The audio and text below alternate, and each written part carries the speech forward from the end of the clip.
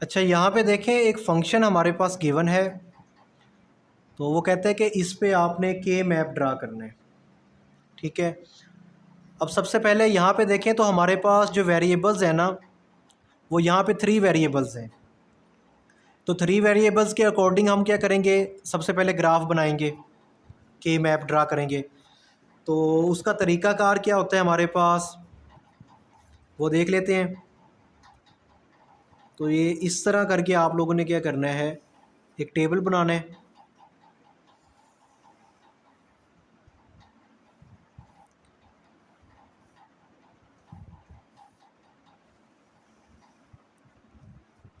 अब यहाँ पे क्या आएगा हमारे पास, ए कॉन्जुगेट और ए, यानी ए वेरिएबल्स यहाँ पे आ गई, और यहाँ पे हमारे पास क्या आएगी, बी सी, यानी कि आपने जस्ट यहाँ पे बी सी लिखना है। अभी ये मैं सारी चीज़ें ना प्रीवियस वीडियो में बता चुका हूँ कि इसको कैसे नेम देना है। अगेन बता देता हूँ, B C B C B C आप लिखेंगे तो यहाँ पे बी का कॉन्जुगेट और सी का कॉन्जुगेट, इसके ऊपर जस्ट बी का कॉन्जुगेट आएगा, सी का नहीं आएगा, और यहाँ पे सी का आएगा, बी का नहीं आएगा, और इधर बी और सी जस्ट विदाउट कॉन्जुगेट होंगे। यहाँ तक समझ आ गई होगी।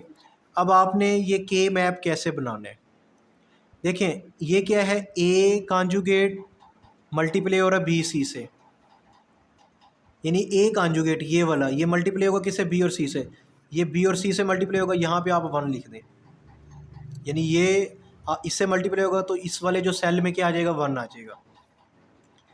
ए कॉन्जुगेट, ये वाला ए कॉन्जुगेट किससे मल्टीप्लाई होगा, बी और सी के कॉन्जुगेट से, यानी ए कॉन्जुगेट मल्टीप्लाई होगा बी और सी के कॉन्जुगेट से, यानी ये कॉन्जुगेट आप कह लें या बार कह लें, आप इसमें बार भी लगा सकते हैं। ठीक है, तो मैंने ये कॉन्जुगेट लगा दिया, आप चाहें इसे बार सपोज कर लें। ठीक है, यानी ये क्या है, बार है, यानी ए बार या ए कॉन्जुगेट मल्टीप्लाई होगा किससे, बी और सी की बार से, तो ये इससे मल्टीप्लाई होगा, यहाँ पे क्या आ जाएगा, 1 आ जाएगा। उसके बाद नेक्स्ट हमारे पास ए मल्टीप्लाई होगा, ये ए मल्टीप्लाई होगा किससे, बी और सी बार से, ए मल्टीप्लाई होगा बी और सी बार से, यहाँ पे 1 आएगा, ए मल्टीप्लाई होगा बी बार और सी से, यहाँ पे 1 आ जाएगा। तो रिमेनिंग टर्म में हमारे पास आपने इसको 0 लिख देना है, यहाँ पे क्या करोगे, 0 लिख देंगे। उसके बाद आपने क्या करनी है, ग्रुपिंग करनी है। ठीक है, तो ग्रुपिंग कैसे करेंगे, तो ये हमारे पास एक ग्रुप बन जाएगा और एक ये ग्रुप बन जाएगा।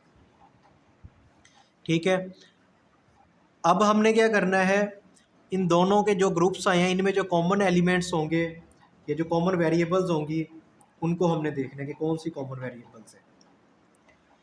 तो यहाँ पे देखें, इसको मैं ग्रुप 1 सपोज कर लेता हूँ, यानी कि ये मेरे पास मैं कह देता हूँ भाई G1 है, ग्रुप 1। अब इसमें देखें तो ये वाला जो ग्रुप है ये कैसे बना, ए बार और बी सी, यानी कि ए बार बी सी प्लस ए बार और बी और सी बार, इससे ये मिलके बना। ठीक है, यहाँ तक समझ आ गई होगी। अब इन दोनों में देखें तो हमारे पास कोई चीज़ कॉमन आ रही है, कॉमन क्या आ रहा है, ए बार और बी, उसके बाद सी प्लस सी कॉन्जुगेट वैसे का वैसे, तो ये हमारे पास एज इट इज़ आ जाएगा। ये हमारे पास यहाँ पे इसकी वैल्यू 1 है, इसकी सपोज करो 0 है, तो ये हमारे पास जस्ट यहाँ पे क्या रह जाता है, ये वैल्यूज़ आ जाती हैं। नेक्स्ट हमारे पास जो सेकंड ग्रुप है वो ये वाला ग्रुप है, इसको मैं G2 कह देता हूँ। लेट्स सपोज ये G2 कैसे आया होगा, ए मल्टीप्लाई हुआ किससे, बी बार और सी बार से, प्लस ए मल्टीप्लाई हुआ हमारे पास किससे, बी बार और सी से। अब इन दोनों में देखें तो एक तो हमारे पास क्या कॉमन है, ए कॉमन है। ठीक है, और इसके साथ साथ दूसरा बी बार कॉमन है। ये जब हम कॉमन ले लेंगे तो यहाँ पे सी बार प्लस सी, ये पूरी वैल्यू 1 की इक्वल होती है, डायरेक्ट मैंने यहाँ पे लिख दिया ए और बी बार। ठीक है, अब आपने क्या करना है, इन दोनों को प्लस कर लेना है जो इनमें दोनों में वैल्यूज़ कॉमन आई हैं। तो हमारे पास F2 का आंसर क्या आ जाएगा, वो आएगा ए बार बी प्लस ए और बी बार, ये हमारे पास क्या आ गया, आंसर आ गया। ये एग्ज़ाम्पल 6 हमारे पास क्या हो गई है, कंप्लीट हो गई है। ये एग्ज़ाम्पल 6 भी वैसे, एग्ज़ाम्पल 7 भी वैसे ही है जैसे अभी हमने एग्ज़ाम्पल नंबर 6 की थी ना। अब इसमें देखें तो यहाँ पे भी हमारे पास एक फंक्शन गिवन है और टोटल कितनी वेरिएबल्स हैं, 3 वेरिएबल्स हैं, ए बी और सी। तो यहाँ पे भी हम 3 वेरिएबल वाला जो मैप बनाएंगे,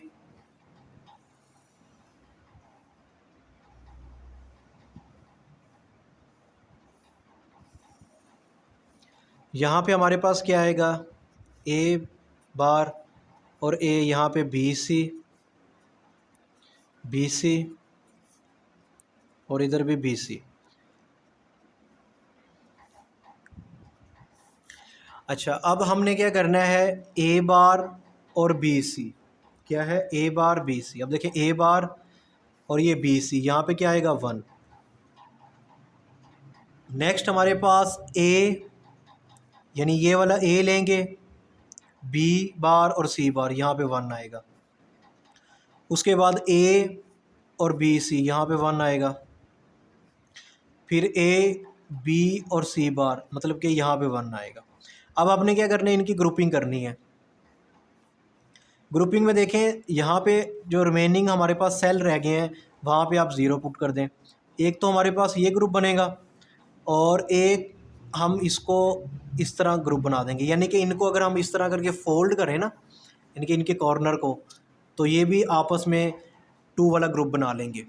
ठीक है, यानी कि ये हमारे पास और इधर से ये हमारे पास, ये 2 ग्रुप बन गए। अब ग्रुपिंग जो हमने बनाई है G1, इसको मैं G1 ग्रुप कह देता हूँ। अब इनमें कॉमन एलिमेंट देखें तो ये हमारे पास ए बार बी सी प्लस ए और बी सी। अब इन दोनों में देखें तो बी सी कॉमन आ रहा है, ए बार प्लस ए, तो यहाँ पे जस्ट हमारे पास बी सी आ जाएगा। और सेकंड जो ग्रुप है G2, उसमें देखें तो हमारे पास एक वैल्यू ये है, एक वैल्यू ये है, तो ये हमारे पास A B bar C bar plus और ये वाली हमारे पास ए बी और सी बार। ठीक है, इस तरह ये आ रही है।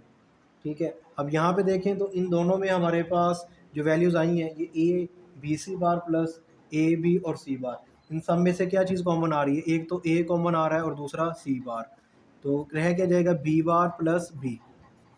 तो यहाँ पे हमारे पास जस्ट ए और सी बार बचेगा। ये क्या आ गया, G2 आ गया।